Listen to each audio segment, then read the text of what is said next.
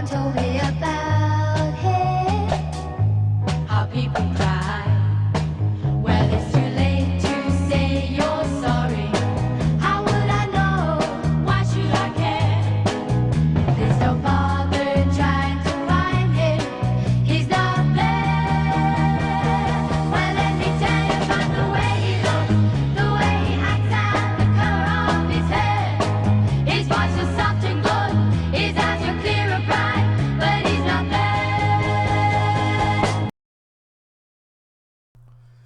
Well, I'm at it again. This is blog number 7. Welcome. Hoffa Is Missing-Te Gap is the book I wrote 2 years ago, and I've updated it with a 2022 edition. If you'd like to have a copy of that, you can buy it off of the Facebook page. You see linked right there. And then right above that is a link to a free book of the 2020 edition. So you're welcome to go there. It's a archive, searchable archive, so you can go through the book, read it at your own pace, or you can go back, use the search window on the left-hand margin, and you can search any term, name, or item that you want, and it'll take you to that part of the book. It's really handy. I guess the main reason for selling the book is just if people want a hard copy, and I'll sign it if they buy it off of Facebook. But that's only for people that really want a hardcover version. You can use it as a reference book. It's got a lot of information, and it also links you to almost all the research that I've done. It'll link you to a Dropbox that has a Freedom of Information Act files that I've requested, and I'm requesting some more. It also has the transcripts and the one of my mother's interview. There's some discrepancies in that, I've got to tell you, so I'll clarify that when it comes time. But today I'm going to focus on Chucky O'Brien's timeline. And it's all over the map. Like I said, the FBI was frustrated because he would, during the same interviews, he interviewed twice with the FBI. And he was called back because they narrowed this down to the Maroon Mercury, Joey Giacalone, and him being spotted driving. Joey Giacalone then was also, I guess, a suspect as far as being involved. But I tried to make the timeline as easy and simple to understand as possible. There's so much information there. So by doing that, I'm not going to cover a lot of the peripheral. But I did want to tell you about Chucky O'Brien a little bit. His birthday was December 20th, 1933. He died on February 13th, 2020. He was 86, died of a heart attack. But he had other health issues, diabetes. He was in a wheelchair. And according to Jack Goldsmith, he was pretty sick when I spoke to him. And that was in October of 2019. He didn't want to share the story with Chucky. He was going to go see him that weekend. And I don't blame him, but I did believe that Jack Goldsmith was looking for the truth, and I told him the story, although he says it's impossible.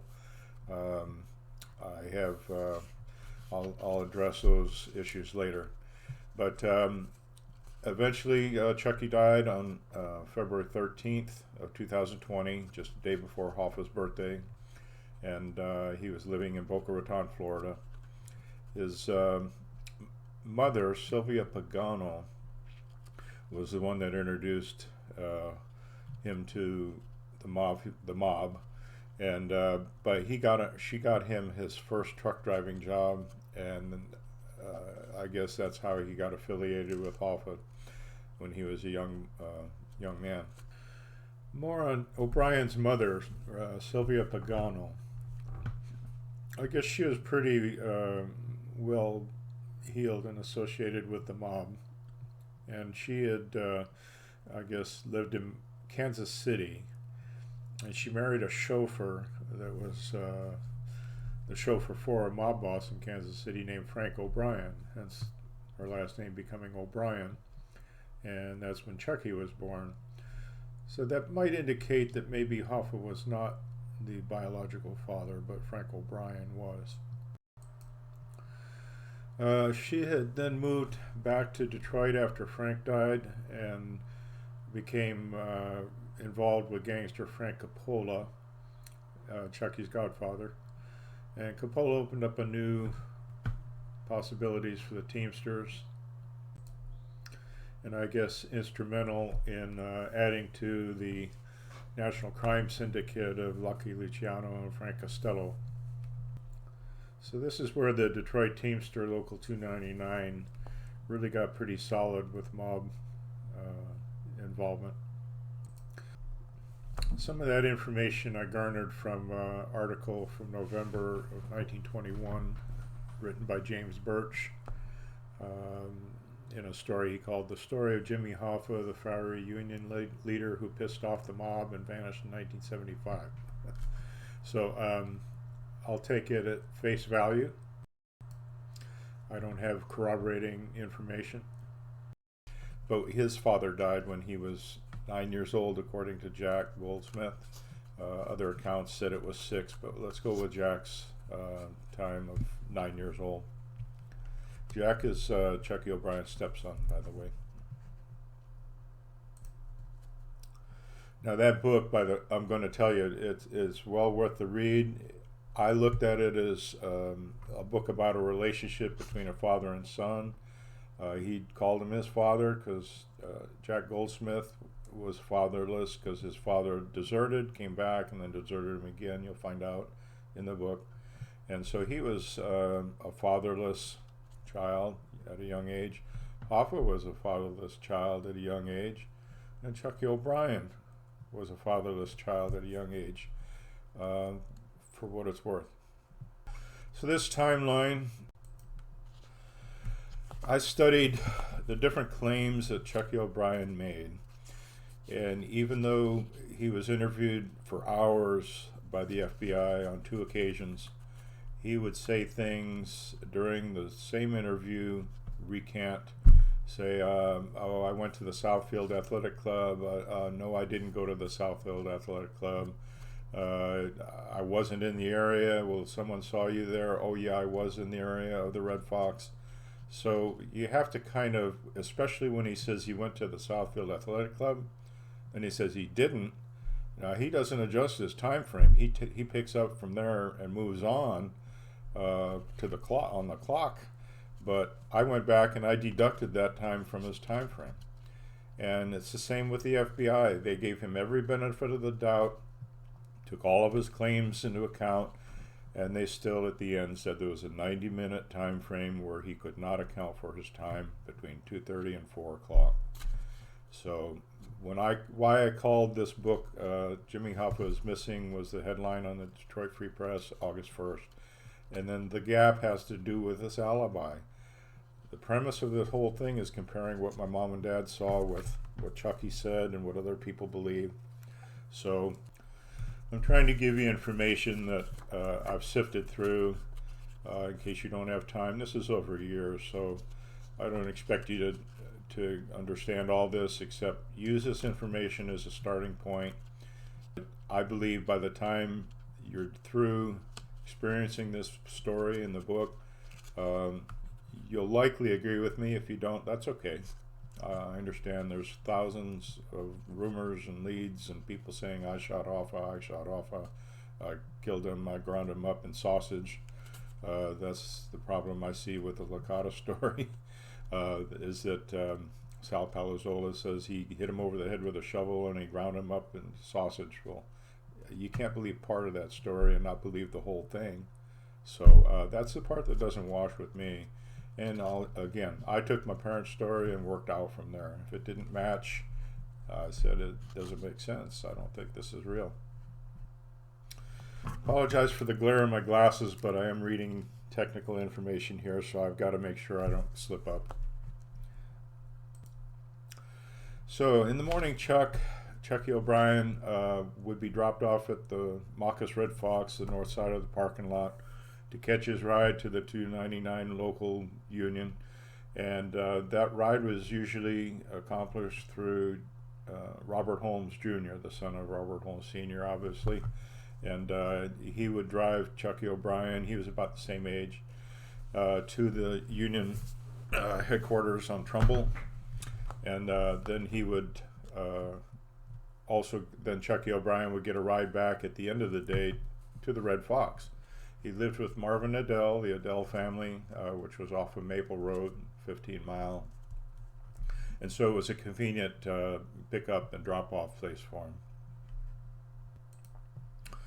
For those of you mapping the trip here, the office at Trumbull is 2801 Trumbull Avenue in Detroit.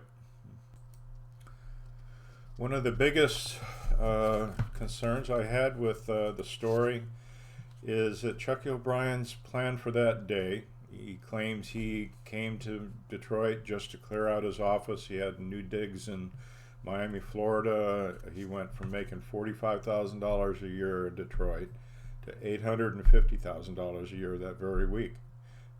When immediately after he went back the following Sunday, which would have been August 3rd. He went back to West Memphis, Arkansas. So he lives with the Adeles. He says that his main goal for that day was to clean out his office. But he had plans to go to Toronto, Canada, and that was going to be with Robert Holmes Sr., and Robert Holmes Sr. was waiting for him at Detroit Metropolitan Airport, and he never showed up. Instead, at 7:45, he calls Robert Holmes Jr. for a sudden ride to 299. So in essence, he's now canceling his trip to Toronto. So he's dropped off at the Marcus Red Fox by Marvin Adele. Then he gets the call at Holmes Jr. He picks him up and takes him to the Trumbull Ave. He arrives at 9:30. So during the morning, he's packing his things and getting ready. Things ready, packed up to move. Then at 11:45, there's a delivery, and the delivery slip was signed for by Carol Davis, Teamster employee. I don't know what her job function was, but she signed a slip for a 16-pound coho salmon, and that was intended to be delivered to Robert Holmes Sr. And then Chucky O'Brien volunteers to deliver it to Robert Holmes, who's a fellow union member, and he lives in Farmington Hills. But again, Chucky didn't have his car with him, so he relied on other means of transportation. Now, the union had a station wagon that was always parked out back.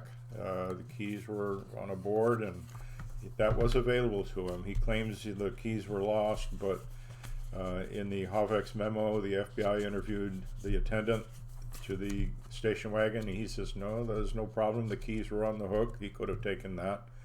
But he decides, for some reason, that he needs to use Joey Giacaloni's brand new 1975 Mercury Marquis Brome to deliver this 16-pound salmon to Robert Holmes Sr. And then that becomes his main goal for the day. So just to point out, in testimony, Chucky O'Brien later tells the FBI that he's the one that signed for the salmon. That he refers to as a fish from then on. And then before you know it, the story grows where the fish goes from 16 pounds to 28 pounds to 40 pounds, according to O'Brien. We'll talk about this fish story a little bit later in chapter 8. I really get into that, and I also get into the Jack's Car Wash. Joey Giacaloni's business was Liftall, and that was just 10 minutes away from the union headquarters. If you're mapping this, the address of Liftall is 2679 Connor Street in Detroit, Joey Giacaloni's business. And he was there that morning. He brings the car to Chucky, and he's at 299 with the car at noon. And Chucky loads the salmon in the back behind the driver's seat, and according to him, he takes Joey back to Liftall, again 10 minutes away, and then heads to Holmes' residence in Farmington Hills. That's the 36-mile trip. And he claims he got to Holmes' residence If you're mapping, that's 36045 Congress Court in Farmington Hills. I'm going to re-emphasize, don't disturb the people at these addresses. They aren't the same people, so please don't do that. It's a 35-minute drive for the 36 miles. He says he arrives there at first at 12:50. He takes the salmon out of the back seat. He's removed his coat and tie, and he doesn't want to get it soiled by this fish, because he said now it's leaking. It sounds like it's just gushing now. It's leaked all over the back seat or flooring. It leaks all the way into the house, through the garage. It's dripping the whole way through the hallway into the kitchen, and then he and Mrs. Holmes are going to cut it up and put it in the freezer. I mean, it's all over the place. He describes it as a mess he has to clean up. When contacted, the fellow who shipped the salmon said it was wrapped in that plasticized butcher wrap tightly, and it's 16 pounds. He says the most fluid that would leak out of this package would have been a half a teacup. But this is like, a pond, according to O'Brien. So this fish is the crux of the whole alibi. His whole day is about driving the Mercury and delivering the fish. So he cuts up the fish with Mrs. Holmes. Again, he starts just before 1. He's playing with the kids briefly. An hour and a half later, almost, he then goes to Jack's car wash. He says he has to clean out the fish before it stinks. He tells the attendants that. He claims he approximately arrived at 2:20 at Jack's car wash, and that's at the corner of Grand River and Orchard Lake Road. And lo and behold, he also said he went to Southfield Athletic Club. But he recanted that story and said, no, he didn't go to the Southfield Athletic Club. So you have to go back and deduct that time from his time frame. And so at 2:40, he leaves Jack's car wash, does not go to Southfield Athletic Club like he first said, but he goes to Liftall to return the Mercury to Joey Giacalone. He says he arrives there between 3:30 and 4. Joey Giacalone testified it was closer to 4. It was 4 o'clock when he arrived. And then he takes him back to Trumbull Ave, 299, and he's spotted supposedly at 4:30. Now, I originally claimed the secretary saw him there, but when she was interviewed, she said no, she left early at 4 o'clock, and she didn't see Chucky O'Brien that day. And the thing that sticks out here is 10 minutes before he was spotted at 4:30 would have been 4:20. So he probably didn't leave Joey Giacalone's until after 4. If he arrived at 4, he must have talked to him a little bit. I think Joey Giacalone actually said that. They spoke for a little bit and then headed back to the Union Hall. So his day looked like this. He leaves the headquarters at 12, goes to Holmes, Liftall, at 12, gets there probably 10 minutes later, and he heads to Holmes. He arrives at Holmes at 12:50. Then he goes from Holmes' residence to Jack's car wash at 2:20, and allows about 20 minutes for a car wash, and then goes to Liftall to return the Mercury. That's his whole day, according to claim. And then he gets dropped off at 299 at 4:30.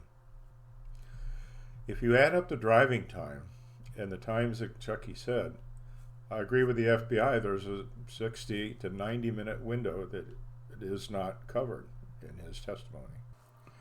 Well, we made it to the 20-minute mark, but that's the first version of Chucky O'Brien's timeline, according to his claims. Tomorrow on August 1st, I'm going to give you the Tubman timeline that overlaps a 15-minute segment of that timeline, and then also make some corrections and challenge some of the alibis that Chucky made, and give you a revised timeline.